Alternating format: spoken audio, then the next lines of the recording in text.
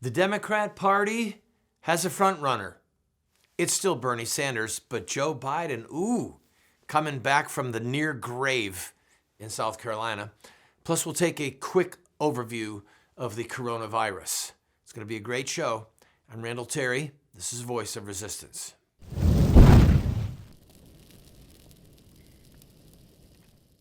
Welcome to the program, friend. We've got a lot to talk about tonight.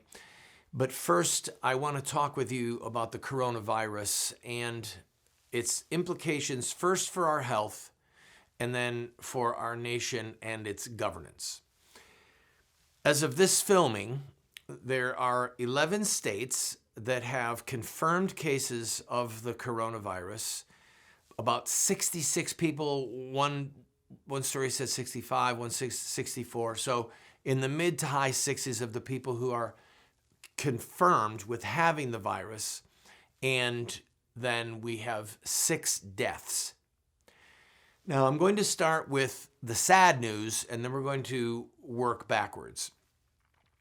Last week, I covered the coronavirus in detail, and what makes this virus so alarming is the death rate of people who contract it. Now, every year in America, the flu season ends up taking the lives of thousands of people. And this year is no different. So the last figure I read was a month old, and I'm sure that there's more recent figures, but it was around 10,000 people who had died during this flu season. That's a lot of people, but it only represents 0.1% of the people who get the virus, a flu virus, and go to a doctor to be treated. So that number is actually, the percentage is actually much lower. And the vast majority of the people who die from the flu, it happens every year, are people who are elderly, people who have severe respiratory problems, underlying health problems of some other kind, or the very young. All of these people who have lost their lives, they're not just a statistic, they are more than that. They are children of a mom and dad, they're parents of children. These are people who were made in the image of God. These are people who have funerals and leaving behind grieving loved ones and friends. I hate death. We should all hate death. Death is an enemy. The Bible says that the last enemy to be swallowed up in victory is death. So make no bones about it. Death is an enemy. Nevertheless, when you look at flus, every year people die, but it's a very small percentage of the people who contract the flu that actually die. The thing that makes the coronavirus so alarming is that the death rate for confirmed cases is hovering between 2 and 3%. Those numbers are really high on a flu level. And this has people alarmed, rightly so. The people who have died is at the time of this recording, these people were all from the state of Washington. All of them had health issues. The one man in his 50s, every story I looked at, it just said he had underlying health issues. He died, and then the rest of the people were in nursing homes. The other 5 fatalities were of people that were in nursing homes. This is, unfortunately, sadly, the normal place, the normal location and age group of people who die. It's going to be people who are sick, they're in nursing homes, they're in assisted living, they're elderly, and obviously there are people who are not in any kind of assisted living who die, but the numbers of the people who have died fit the profile of people who die every year from the flu. It's still a tragedy. Now, I want to move for a minute into the politics of this because I have to, because I'm being driven there by forces outside of my control.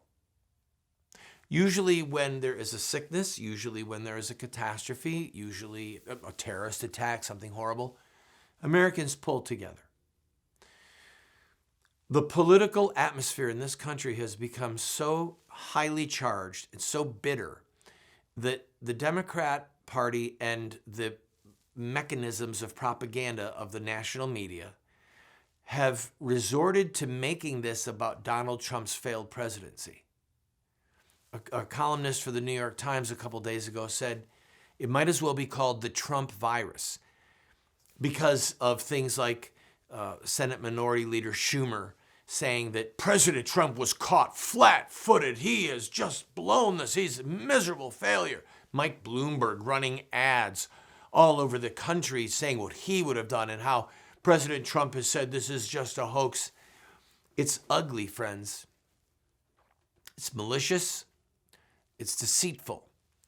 President Trump never said that the coronavirus was a hoax. Never. He said that the way the media was covering it was yet another hoax. And more importantly, the way they're saying that he, more on point, was that the way he has handled it has been a total failure. That's a hoax. President Trump banned most flights to and from China in January. If he had not done that, only God knows how many more people in America would have it.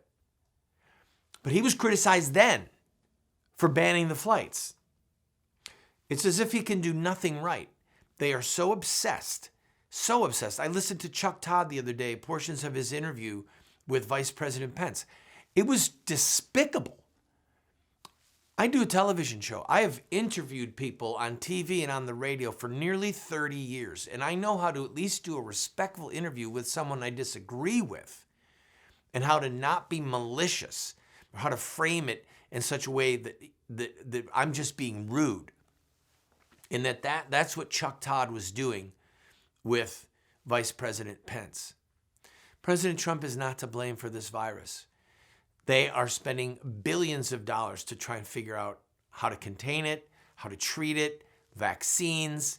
We are not being caught flat-footed. The very fact that there are only people in the numbers of the 60s that are confirmed cases right now should say to you that things aren't that bad. They really aren't. But I'll go a step further. The way the press is covering this, the hype, the unending hype, if you look at what takes the headlines night after night for years now, they jump from one negative Trump story to the next, and they don't flit around. They'll be on Russia, Russia, Russia, Russia, Russia, and then it'll stop. And then it'll be Stormy, whatever her name was, Stormy Daniels, then it'll stop. And then it'll go to the Mueller report, then it'll stop. And then it'll go to Ukraine, then it'll stop. Do you ever notice just the abrupt starting and the abrupt stopping of these things? It's because the media are following the Democrat Party talking points with malice, with forethought, with deceit, with the omission of facts. That's what's going on. And one of the big journalists, I don't want to say it was Chuck Todd, it might have been, but it might have been him, who said that the coronavirus might prove to be a big opening for the Democrats. What? People getting sick? People dying? That's an opening for the Democrats to blame Trump for yet again something else? That's sick. That is despicable. The virus doesn't know who it's attacking. White, black, young, old, Asian, Indian, doesn't know. It's something that we all have to be aware of, and we all have to pull together because no one wants a plague or a pandemic or any kind of sickness in our country. So I've got to take a break. I went way over on the time. We're going to talk about the Democrat primaries and what's going on in the Democrat Party. This is the front row seat that you want to be on. And another reason that they're focusing on the coronavirus is because it's a way for them to bludgeon Trump and not cover the carnival barkers and the circus that is going on inside of the Democrat primaries. This is almost it's not too good to be true. It's too ironic to be true. I'll be right back. Don't go away.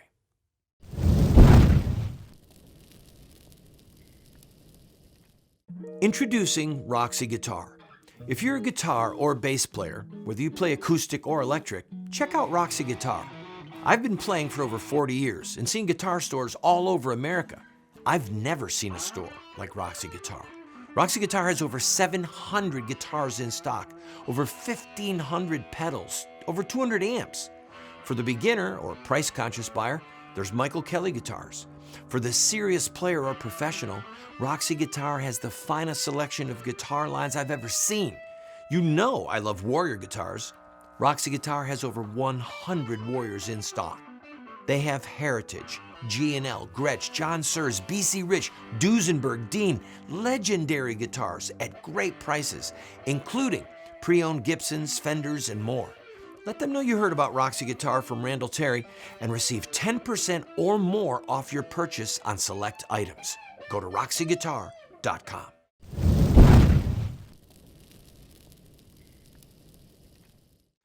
Welcome back to the program, friend. All right, let's talk about the Democrat Party. Now, you've tuned to the right program, all right? You don't need to today is Super Tuesday, but the results aren't in.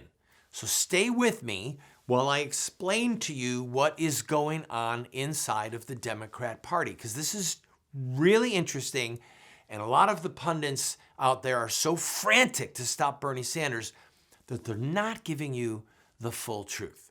All right, so quick backdrop. Biden wins in South Carolina on Saturday, a very large victory. He won by almost 30 points. Now, Biden and his people and the media have been saying that South Carolina was Biden's firewall. That was the place that he showed that he still had some life in him for Super Tuesday. And if he didn't win there, it was probably the end of his political career. You could see the headlines. Is this the last stand for Joe Biden? Is Joe Biden's political career finished? They were all, the national left-wing secular press was saying Joe Biden's about done. But then he had that nice victory on Saturday. He's the comeback kid. He got overwhelming number of the African-American vote. He is the best hope to stop Bernie Sanders. For a while, it was Bloomberg. And then suddenly it's Biden. Now, let's look at what's going on. After Saturday's victory, Tom Steyer pulled out of the race. He got 0 delegates. He got a little under 12% of the vote. And he was saying he had to have 15% to stay in, which he had to have even to get 1 delegate. So Tom Steyer, who said, my main issue is the environment, the Green New Deal. He spent $3,200 per vote, according to one news story that I saw, and got 0 delegates. So this was the Jeb Bush of the Democrat primary season. You will remember that Jeb Bush raised and spent about $110 million. Lord have mercy. And ended up spending, I think it was right in the $3,000 per vote for what he came away with before he dropped out of the race. So, Steyer's gone. Amy Klobuchar, who had under 10 delegates, she withdrew. And Buttigieg, who had a surprising finish in Iowa, first in Iowa with popular vote, with delegates, second in New Hampshire, third in Nevada, and then boom, a bad fourth in South Carolina. And they're saying, well, his staff got together with him and said, there's no path to the nomination. So Klobuchar and Pete Buttigieg are now publicly endorsing Biden. Now, I said to you from the beginning, I thought that it was going to be a Biden-Buttigieg ticket. I think that that's a long shot. But what I do, it still could happen, but what I do think is happening is that Buttigieg is running for vice president. Now, I'm going to come back to that later in the show, and I'll explain how that would work. But right now, you've got Klobuchar and Buttigieg, who are called moderate Democrats, which is a joke. They have both publicly endorsed Joe Biden for the presidency. Now, here's the problem. In the southern states, Buttigieg did very little with African Americans. He got 3% of the African American vote in South Carolina. Okay, he's made no inroads, and that's why he was told you just no way you can win here. Klobuchar also was doing really poorly. Will their voters go to Biden. I think that a lot of them will. I think that some of them will straggle off to Elizabeth Warren.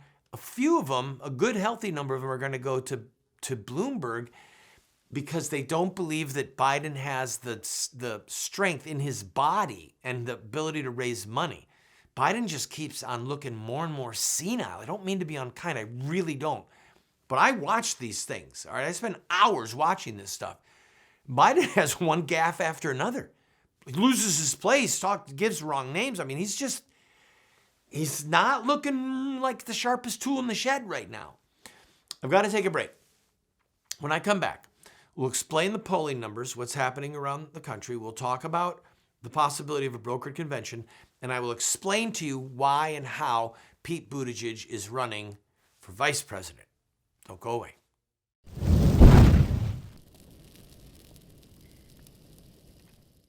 I also want to speak tonight directly to Muslims throughout the world.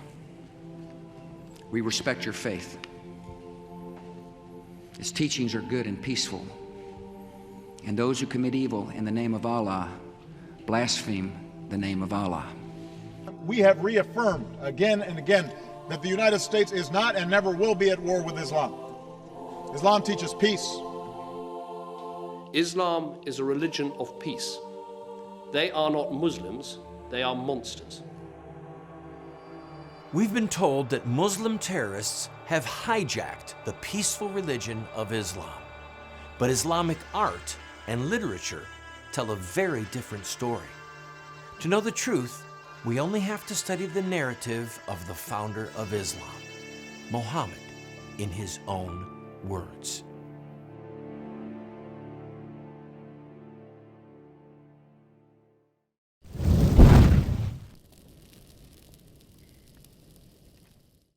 Welcome back. Pete Buttigieg is running for vice president. Now, what do I mean by that? Here's what I think happened after Saturday. I think Buttigieg got a phone call from Obama. It might have been a Clinton. It might have been Bill Clinton. It might have been Obama saying, Pete, you've got a great future. You've run an incredible campaign. You've done so much for minority rights and for the LGBTQ vowel community. And someday you're probably going to be president. Now is not your time. And we need you to help us stop Bernie Sanders. We need you to help us stop Bernie Sanders. You've been polite to Vice President Biden. You have been a good, loyal Democrat. And we need you now to make the most personal sacrifice that you could make for the party and withdraw before Super Tuesday and urge your voters to go support Biden. And so now Buttigieg is on the campaign trail. He's making public appearances, using his star power, his media gathering power to urge people to vote for Biden and to deliberately go after Bernie Sanders.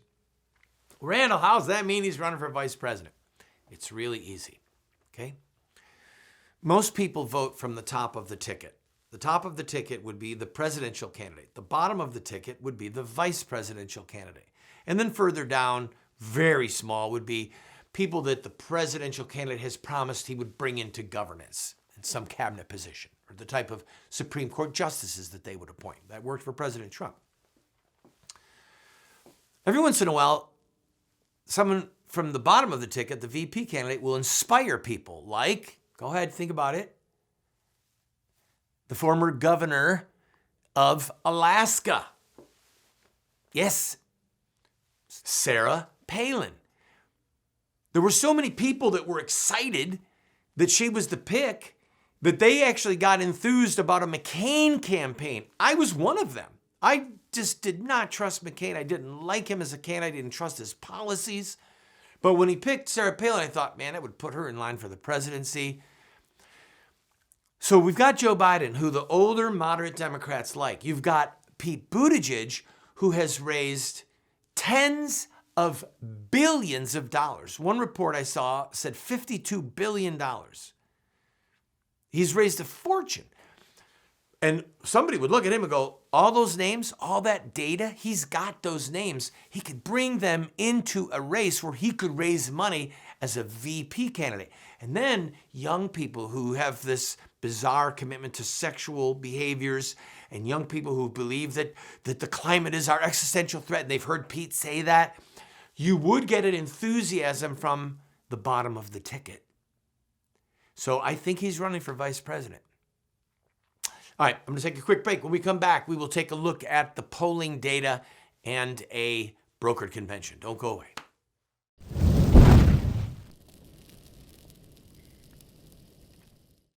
What Would Mohammed Do? Islamic Terrorism Explained is the best movie series documentary ever produced on the life of Muhammad and Islam. How do I know? Because it's what critics are saying.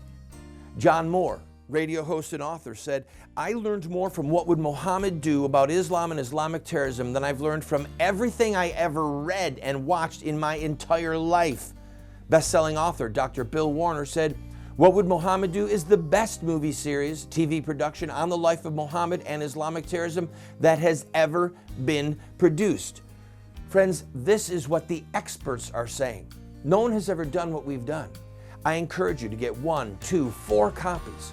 Call 304-289-3700. That's 304-289-3700, or order it at the address or the website that you see on the screen.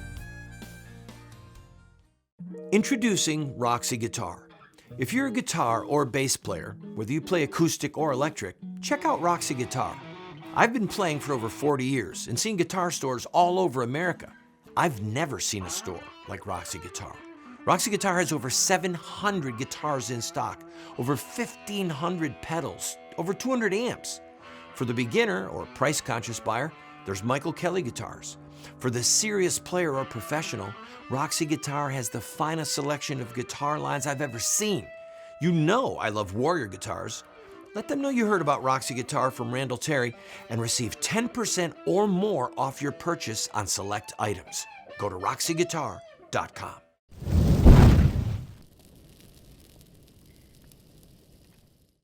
Welcome back, friend. You might have heard the debate the other night where Mike Bloomberg defended himself and said that he put $100 million into swing districts in 2018 where those House seats were taken by Democrats so that the Democrats could have the majority and Nancy Pelosi would be the speaker. And under his breath, he said, "I bought," and then he corrected himself and said that he funded. He bought them. He knew it.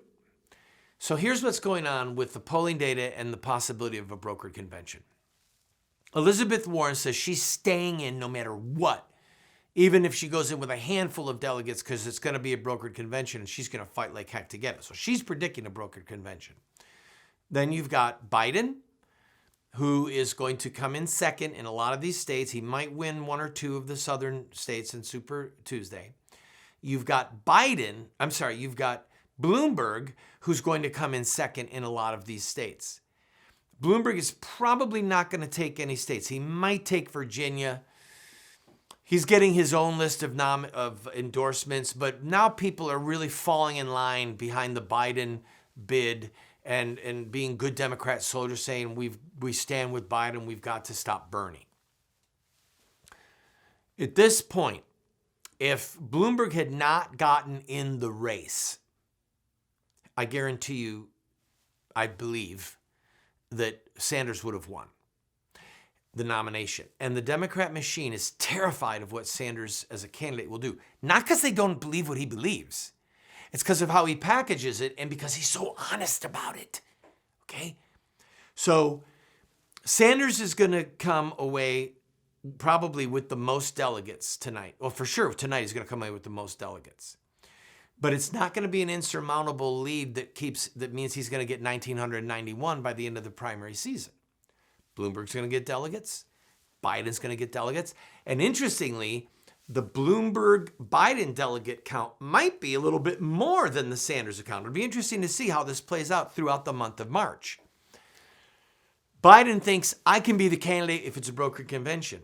Bloomberg says, I bought it in 2018 with those 32 congressional candidates, and I'll buy it again at the convention. And friends, make no mistake, that money is going to mean an awful lot to the Democrat Party because President Trump is so popular and because they have so much money in the Republican Party right now. They need money badly. So Bloomberg is going to be in a position to either be the kingmaker or to make himself the king as he helped stop Bernie. Talk to you Thursday.